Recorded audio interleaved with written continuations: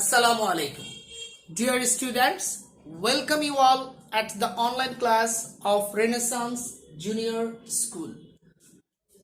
Hope you are all doing fine, enjoying our online classes and preparing yourself for the upcoming online based special examination.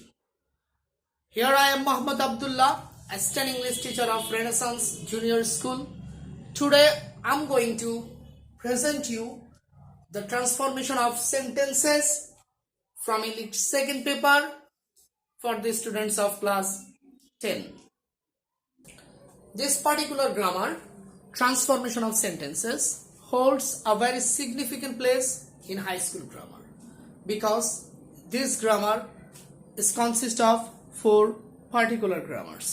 These are sentence according to structure, sentence according to function, voice and degree. That's why a student should learn this grammar very carefully in order to develop his or her writing skill. Today I'm going to discuss with you about 10 particular exercises explaining their grammatical rules that have been used in these sentences. Let's start the class. First যে এক্সারসাইজটা এখানে রয়েছে, we should read books to gain knowledge. এটি একটি simple sentence. কিভাবে বুঝলাম? দেখো এখানে একটা সাবজেক্ট এবং একটি ফিনাইট ভার্ব রয়েছে। এই সিম্পল সেন্টেন্সটাকে যদি আমরা কমপ্লেক্স করতে যাই, এই মেইন ক্লজের অংশটুকুর পর আমাদের বাকি যে অংশটুকু রয়েছে সেগুলো ব্যবহার করে কমপ্লেক্স করতে হবে। আমরা সবাই জানি কমপ্লেক্স সেন্টেন্সের বৈশিষ্ট্য হচ্ছে একটি মেইন ক্লজের পাশাপাশি আমাদের একটি সাবঅর্ডিনেট ক্লজ তৈরি করতে হয় যেটা কনজাংটিভ দ্বারা যুক্ত থাকে এবং ওই সাবঅর্ডিনেট ক্লজে আমাদের একটি সাবজেক্ট এবং একটি ফিনাইট ভার্ব ব্যবহার করতে হবে। এই সেন্টেন্সটা দেখো টু যুক্ত। যে কোনো সিম্পল সেন্টেন্স যখন to with a view to কিংবা ইন অর্ডার টু যুক্ত থাকে সেটাকে আমরা যদি কমপ্লেক্স করতে যাই সেক্ষেত্রে আমাদের সো দ্যাট কিংবা ইন অর্ডার দ্যাট ব্যবহার করতে হয়। যে স্ট্রাকচারটি আমি নিচে তোমাদের সুবিধার্থে দিয়ে দিয়েছি। তাহলে দেখো এখানে আমরা এই মেইন ক্লজটি আগে লিখব, that is we should read books. এই টু এর পরিবর্তে আমরা so that ব্যবহার করছি। তোমাদের আমি আগেই বলেছি আমাদের কি করতে হবে, একটি ক্লজ তৈরি করতে হবে। দ্যাট মিন্স আমাদের সাবজেক্ট নিয়ে আসতে হবে, ফিনাইট ভার্ব নিয়ে আসতে হবে। এখানে সাবজেক্ট রয়েছে we, আমরা ব্যবহার করছি we। তারপর আমরা কি স্ট্রাকচারে দেখেছি ক্যান অথবা could, considering the tense. Present টেন্সের ক্ষেত্রে হচ্ছে আমরা ক্যান ব্যবহার করব, পাস্ট টেন্সের ক্ষেত্রে কুড ব্যবহার করব। দেখো এখানে শুড রিড রয়েছে, ইট ডিনোটস প্রেজেন্ট টেন্স, তাহলে এখানে আমরা ক্যান ব্যবহার করছি সো দ্যাট উই ক্যান। তারপর কি টু এর পরবর্তী অংশ, দেখো এখানে গেইন নলেজ, আমরা এই অংশটুকু লিখে দেব। তাহলে দেখো শিক্ষার্থীরা খুব সহজেই আমাকে কি জানতে হলো, টু এর পরিবর্তে কোন কনজাংটিভ ব্যবহার করব সেটা, সাবঅর্ডিনেট ক্লজ তৈরি করার প্রক্রিয়া সেটাখানে হচ্ছে একটি সাবজেক্ট এবং একটি ফিনাইট ভার্ব ব্যবহার করলেই আমরা সহজে সিম্পল থেকে কমপ্লেক্স করতে পারছি। নেক্সট এক্সাম্পলে দেখো, books introduce us to the realm of knowledge. এই সেন্টেন্সটি আমাদের প্যাসিভ করতে বলা হয়েছে। আমরা যখনই প্যাসিভ করব আমাদের তিনটি বিষয়ের উপর ফোকাস করতে হবে। প্রথম হচ্ছে যে অ্যাক্টিভ সেন্টেন্স থাকবে তার টেন্সটাকে নির্ণয় করতে হবে, টেন্স অনুসারে PAB that means passive auxiliary verb আমাদেরকে বের করতে হবে। তারপর হচ্ছে কি আমাদের যে অ্যাক্টিভ সেন্টেন্সটি দেয়া থাকবে সেখানে অবজেক্টটাকে খুঁজে বের করতে হবে। তাহলে দেখো এখানে প্রথমে আমরা টেন্সটাকে নির্ণয় করি। বুকস ইন্ট্রোডিউস, দেখো ইন্ট্রোডিউস প্রেজেন্ট ফর্মে রয়েছে, that means this is a present indefinite tense. Present ইনডিফিনিটের পিএবি কি, that is am is are. তাহলে দেখো এরপর আমরা অবজেক্ট খুঁজে বের করব।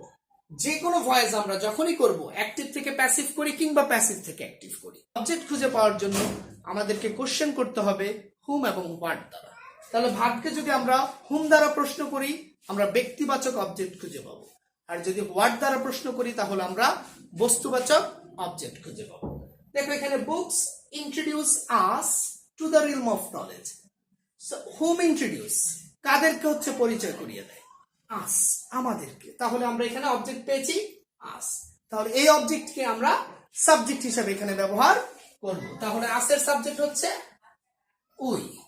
এখন টেন্স অনুসারে আমরা পিএবি ব্যবহার করব। যেহেতু প্রেজেন্ট ইনডিফিনিট টেন্স অ্যামিজার হচ্ছে প্যাসিভ অক্সিলারি ভার্ব, তাহলে আমরা এখানে উই যেহেতু প্লুরাল যার কারণে এখানে আমরা আর ব্যবহার করছি, উই আর। তারপর ভার্বের V3 ব্যবহার করতে হবে। এটা প্রত্যেকটা প্যাসিভ ভয়েসেই এটা হবে যে পিএবির পর অলওয়েজ ভার্বের V3 ব্যবহার করতে হবে। We are introduced.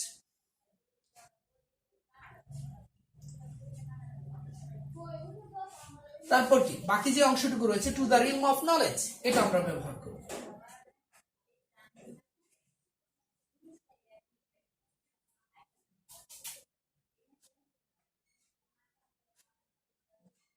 এরপর হচ্ছে আমরা ইন জেনারেল বাই ব্যবহার করব।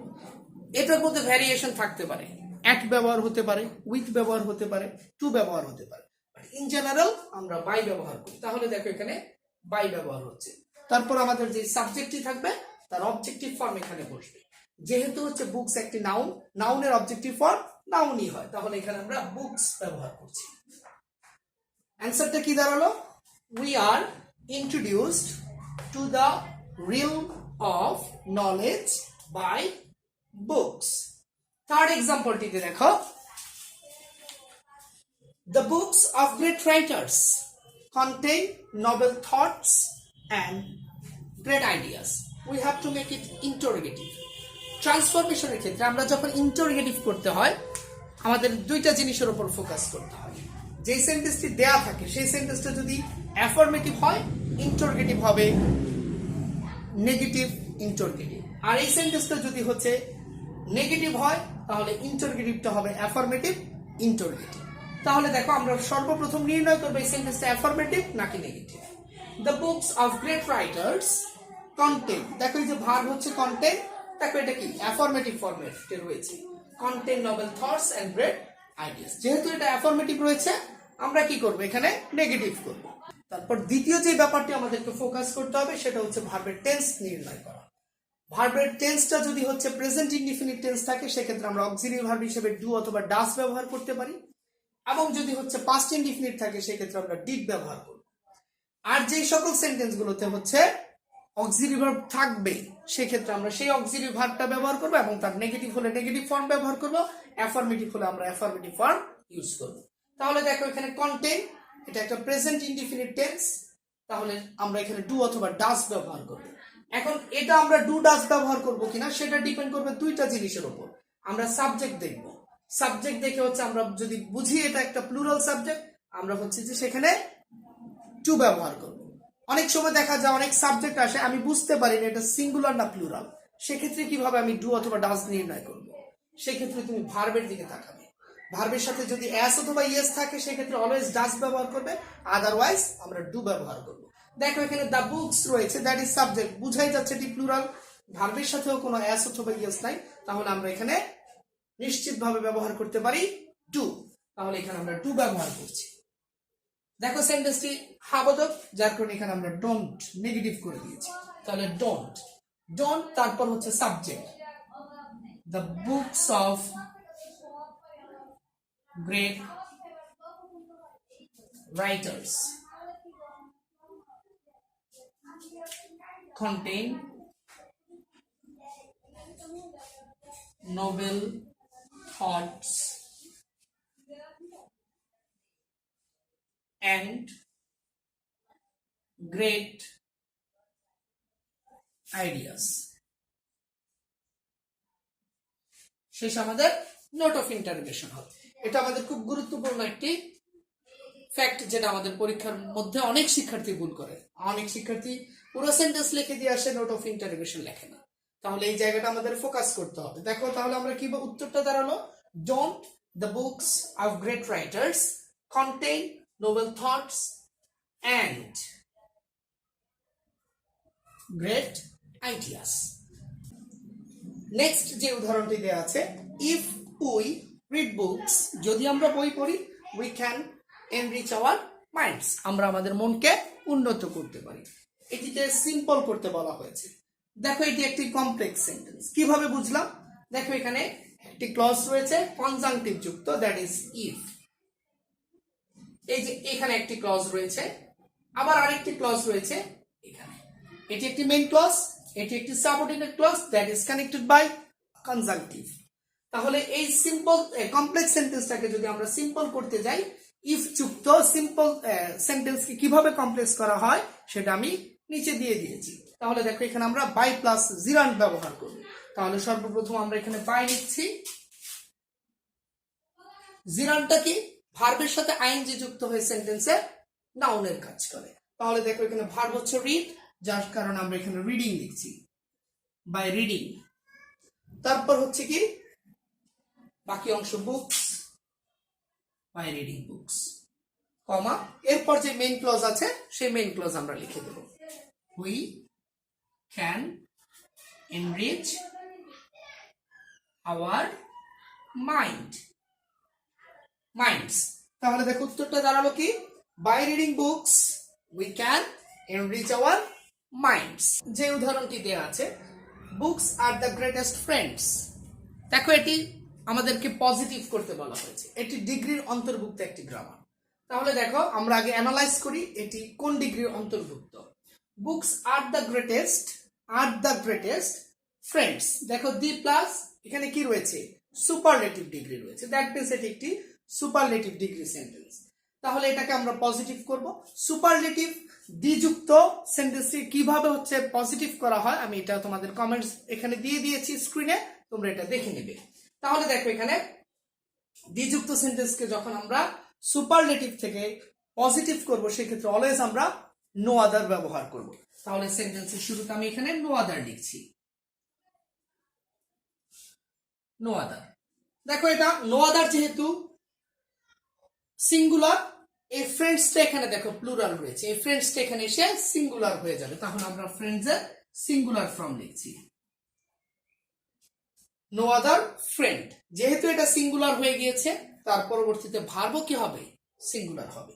দেখো এখানে বুকস আর রয়েছে, দ্যাট ইজ প্লুরাল, তাহলে আর এর সিঙ্গুলার ফর্ম হচ্ছে ইজ, আমরা এখানে ইজ ব্যবহার করছি, নো আদার ফ্রেন্ড ইজ। তারপর কি হয় নিয়ম অনুসারে?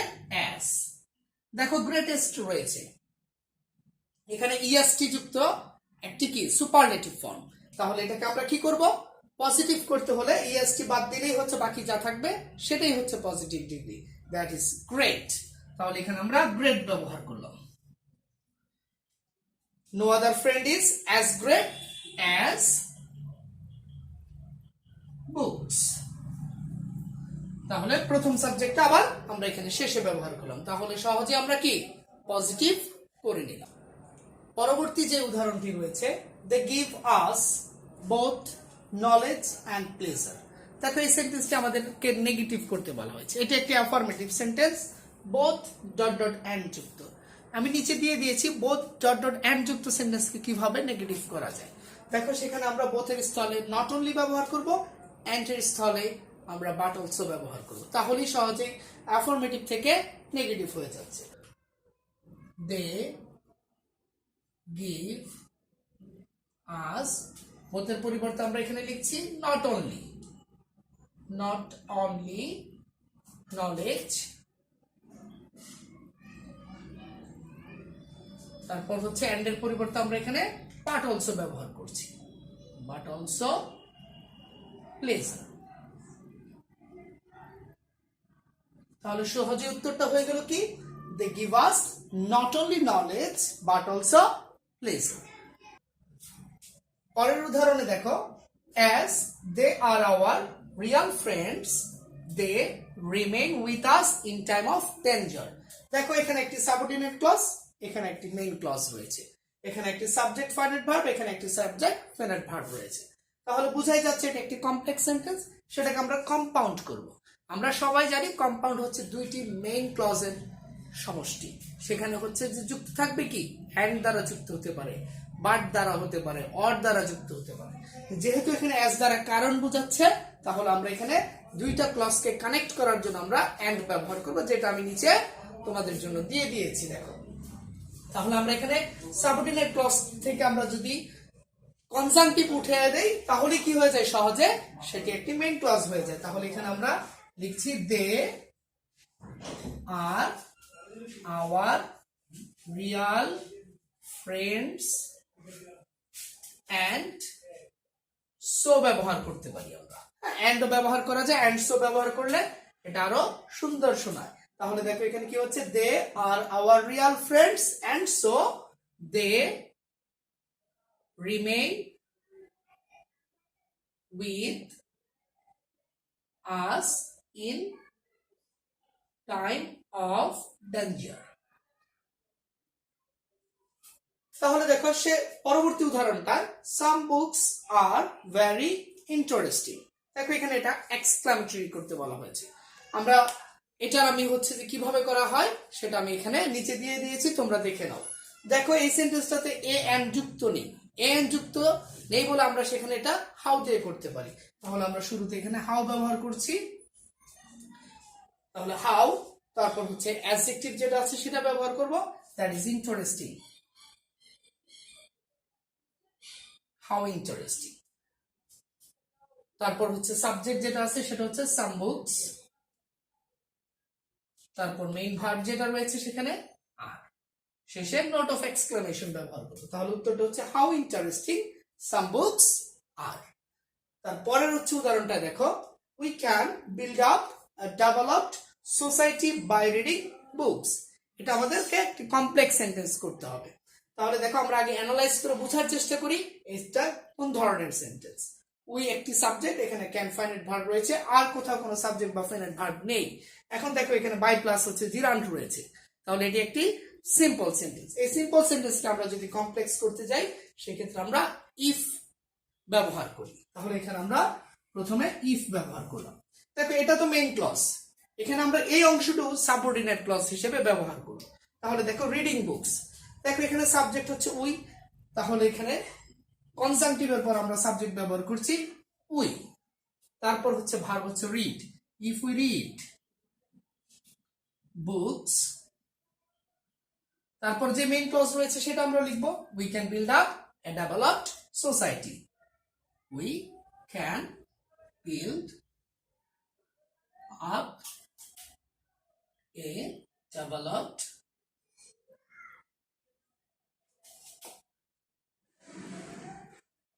সোসাইটি। তাহলে দেখো বাই প্লাস জিরান যখন হয় সেক্ষেত্রে আমরা ইফ দিয়ে হচ্ছে ইফ ব্যবহার করে আমরা সেটাকে কমপ্লেক্স করতে পারি, যেটা আমি নিচে তোমাদের জন্য দিয়ে দিয়েছি। শেষ উদাহরণটিতে দেখো, nothing but books can remove the darkness of ignorance. এটি আমাদেরকে অ্যাফার্মেটিভ করতে হবে, এটি একটি নেগেটিভ সেন্টেন্স। এটি অ্যাফার্মেটিভ করার ক্ষেত্রে যেহেতু নাথিং বাট রয়েছে, আমরা জানি নাথিং বাট, নান বাট বা নট মোর দেন অথবা নট লেস দেন থাকলে সেক্ষেত্রে আমরা অনলি অ্যালোন ব্যবহার করি। তাহলে আমরা এই শব্দটার স্থলে আমরা এখানে অনলি ব্যবহার করছি। অনলি বুকস ক্যান, দেখো আমরা এটার পরিবর্তে অনলি ব্যবহার করলাম, সাবজেক্ট ক্যান, বাকি যা আছে আমরা লিখে দেব, remove the darkness of ignorance. তাহলে সহজে হয়ে গেল, নাথিং বাটের পরিবর্তে শুধুমাত্র আমরা অনলি ব্যবহার করলেই অ্যান্সারটা হয়ে যাচ্ছে। I hope the exercises that I have explained to you, you have understood very well. If you have any further questions regarding these exercises and the rules, please feel free to ask me in the comment section and I will try to solve your problem over there. Until then, keep preparing yourself for the upcoming examination. Stay home, stay safe. Assalamu alaikum.